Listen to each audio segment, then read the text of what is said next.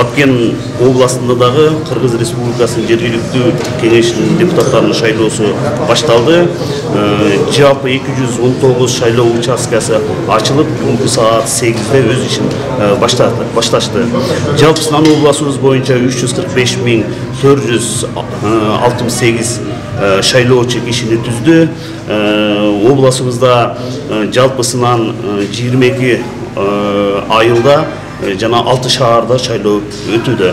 Бүгүнкү шайлоонун өзгөчөлүгү бул аралыктан добуш бере турган бир өзгөчө болуп турат. Анткени биздин Баткен району, Лейлек району кошулуп, миңден ашык киши аралыктан шайлоо берүүдө.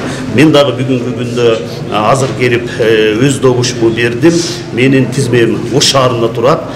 Бирок мен ушунча Кыргыз Республикасынын президенти Садыр Жапаровдун ушундай демилгеси менен ушул шарт түзүлүп, бүгүн мен Баткен шаарынан эле өз добушумду берип турам. Ошондуктан Баткен жергесинде дагы аралыктан бере тургандардын саны көп. Ошондуктан бүт шарттар түзүлдү.